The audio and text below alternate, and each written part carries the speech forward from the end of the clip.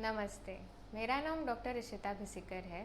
मैं स्त्री रोग तज्ञ एवं इनफर्टिलिटी एक्सपर्ट हूँ।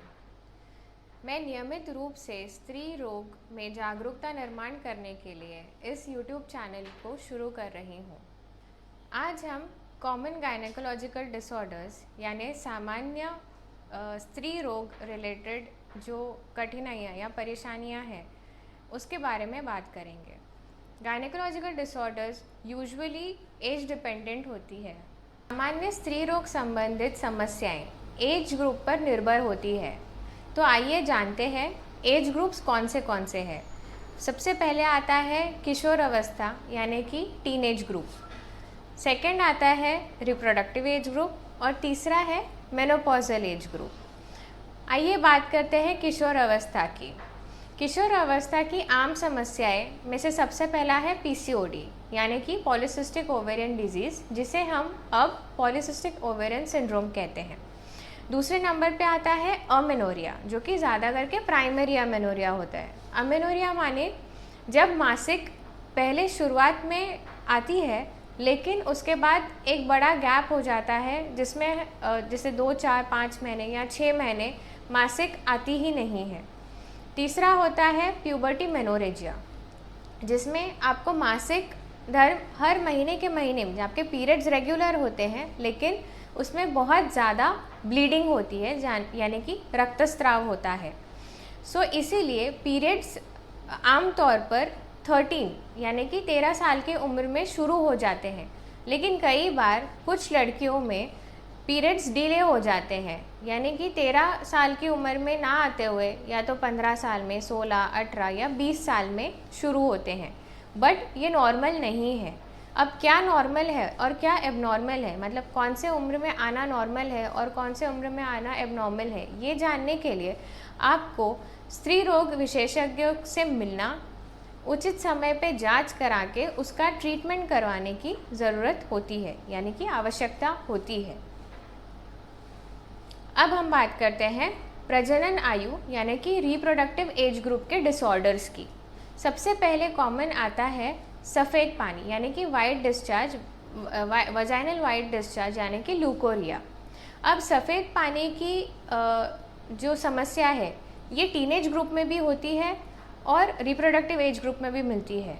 इसके कॉमन टाइप्स जो होते हैं वो है एक तो वाटरी डिस्चार्ज, दूसरा स्टिकी वाइट डिस्चार्ज, तीसरा है कर्डी वाइट डिस्चार्ज और चौथा है प्यूरुलेंट डिस्चार्ज।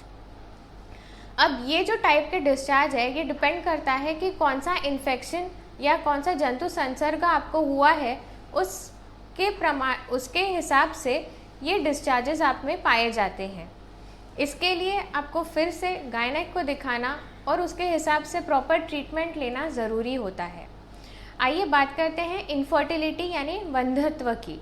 अगर कोई शादीशुदा जोड़ा शादी के बाद 1 साल से अगर गर्भधारणा के लिए ट्राई कर रहा है या कोशिश कर रहा है और फिर भी गर्भधारणा नहीं हो पा रही है, तो ऐसे समय में स्त्री रोग विशेषज्ञ या फिर फर्टिलिटी एक्सपर्ट के परामर्श लेना ज़रूरी होता है, यानी उनसे ट्रीटमेंट लेना ज़रूरी होता है। ऐसे में पति और पत्नी दोनों की जांच एवं उनका ट्रीटमेंट करना आवश्यक है। तीसरा हम आते हैं इरेगुलर पीरियड्स और एबनॉर्मल यूट्राइन ब्लीडिंग यानी असामान्य रक्तस्राव होना। असामान्य रक्तस्राव 2 प्रकार के होते हैं। पहला होता है हैवी मेंस्ट्रुअल ब्लीडिंग यानी बहुत ज़्यादा ब्लीडिंग होना, और दूसरा होता है इंटरमिटेंट मेंस्ट्रुअल ब्लीडिंग यानी कि इरेगुलर पीरियड्स हो जाते हैं। कैसे कि आपको समय समय से पीरियड्स आते नहीं हैं, कभी भी बीच में ब्लीडिंग हो जाता है, चाहे थोड़े दिनों के लिए हो, 2 से 4 दिन के लिए, या फिर कभी कभी सिर्फ पीवी स्पॉटिंग होता है कि सिर्फ बूंद बूंद आ रहा है, पैड पे कुछ नहीं आता। तो ऐसे समय में ये चीज़ें क्यों हो रही है या ये इरेगुलर ब्लीडिंग या एबनॉर्मल ब्लीडिंग क्यों हो रही है, इनके साधारण कॉजेज़ जो होते हैं मैं आपको कुछ बता सकती हूँ अभी। जैसे कि ओवेरियन सिस्ट यानी अंडकोश में गांठ होना, फाइब्रॉइड्स गर्भाशय की गांठें, एडिनोमाइसिस यानी कि गर्भाशय में सूजन होना, PCOD again polycystic ovarian disease, उसके बाद PID that is pelvic inflammatory disease, या फिर पॉलिप्स यानी गर्भाशय में या फिर गर्भाशय के मुख में आपको मसे हो जाना। उसके बाद आते हैं थायराइड डिसऑर्डर्स या फिर हार्मोनल इम्बैलेंसेस इत्यादि। अब हम बात करते हैं मेनोपॉजल एज ग्रुप की। मेनोपॉजल एज ग्रुप में कौन सा होता है 45, ये स्टार्ट होता है 45 से 55, ये इसका रेंज होता है। ज़्यादा करके इंडिया में यानी कि भारत में अराउंड 48 ईयर्स में मेनोपॉज आ जाता है। मेनोपॉज यानी कम से कम 6 महीने या साल भर में आपको मासिक एक भी बार नहीं आई हुई है। इसका सबसे कॉमन इशू जो हमें पाया जाता है वो है साइकोलॉजिकल डिसऑर्डर्स या साइकोलॉजिकल प्रॉब्लम्स। अब साइकोलॉजिकल प्रॉब्लम्स में क्या चीज़ें शामिल होती है? सबसे पहले है बहुत ज़्यादा थकान होना, या फिर नींद कम हो जाना या नींद ना आना, या फिर वज़न में कभी घटाव होता है या कभी बढ़ा हो जाता है। कभी कभी पूरा शरीर या फिर सिर्फ पेट फूलना या फूले जैसा महसूस होता है, ऐसा लगता है वाटर रिटेंशन हो गया है। या फिर बहुत ज़्यादा चिड़चिड़ापन, बहुत ज़्यादा घबराहट होना, गर्मी लगना, गर्मी ना होते हुए भी एसी में भी आप बैठे हो फिर भी आपको बहुत ज़्यादा गर्माहट महसूस होना, या फिर लैक ऑफ सेक्सुअल ड्राइव यानी कि संबंध रखने की इच्छा ना होना, ये सब चीज़ें पाई जाती है। अब दूसरा जो सबसे महत्वपूर्ण और जहाँ हमें बहुत ध्यान देने इस एज ग्रुप में जो सबसे डरावना बोलो या फिर जहाँ हमें ज़्यादा भार देना चाहिए वो है मैलिग्नेंसी यानी कैंसर यानी कर्क रोग।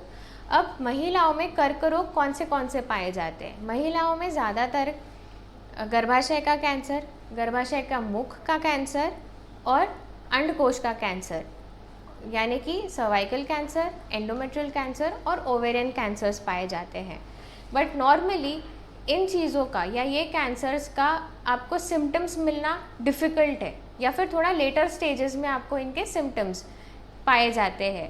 अब इनके लक्षण यानी ये कर्क रोग जो 3 टाइप के कर्क रोग बताए हैं उनमें से सबसे कॉमन भारत में जो पाया जाता है वो है गर्भाशय का मुख का कैंसर यानी सर्वाइकल कैंसर। तो इनके जो सिम्टम्स है या लक्षण कैंसर के जो पाए जाते हैं वो मैं आपको कुछ बताना चाहूँगी। सबसे पहले है सफ़ेद पानी जाना, बहुत ज़्यादा सफ़ेद पानी जाना, या तो वो उसमें दुर्गंध हो सकता है या फिर ना हो सकता है। ये क्यों होता है? क्योंकि वहाँ पे गर्भाशय के मुख पे इरोजन हुआ रहता है। इरोजन यानी कि छिल जाना, तो वहाँ से वो पानी आते रहते हैं। धीरे धीरे करके वहाँ पे डिस्प्लेजियाज होते हैं, मेटाप्लेजिया होता है, डिस्प्लेजिया होता है और ultimately that results in cervical cancer. तो कैंसर के जो सिम्टम्स है वो नॉर्मली कौन से होते हैं? एक है एबनॉर्मल वाइट डिस्चार्ज, दूसरा है अनप्लेजेंट स्मेलिंग वाइट डिस्चार्ज, तीसरा है अनयूजुअल ब्लीडिंग या फिर पोस्ट मेनोपॉजल ब्लीडिंग या फिर पोस्ट कॉइटल ब्लीडिंग यानी संबंध करने के बाद ब्लीडिंग होना। उसके बाद आता है वेट लॉस, अधिकतर वेट लॉस हो जाना। उसके बाद में आता है लॉस ऑफ एपेटाइट, भूख कम लगना। ज़्यादातर कैंसर तब तक असिम्टोमेटिक होते हैं जब तक कि वो एडवांस स्टेज में नहीं पहुंच जाते, इसीलिए इन लक्षणों पर ध्यान देना ज़रूरी है। और इसके अलावा ये एज ग्रुप में हर साल में जो हेल्थ चेकअप होता है, ईयरली हेल्थ चेकअप, जिसमें ब्लड इन्वेस्टिगेशंस, गायनेक checkup, sonography, mammography, pap smear, ये सब इंक्लूड होता है। ये हर महिला ने करवाना ज़रूरी होता है। धन्यवाद। अगर आपको इसके अलावा कोई भी क्वेरीज़ है या कुछ क्वेश्चंस है तो आप हमें ज़रूर GHS कोटबागी पे कांटेक्ट कर सकते हैं। धन्यवाद।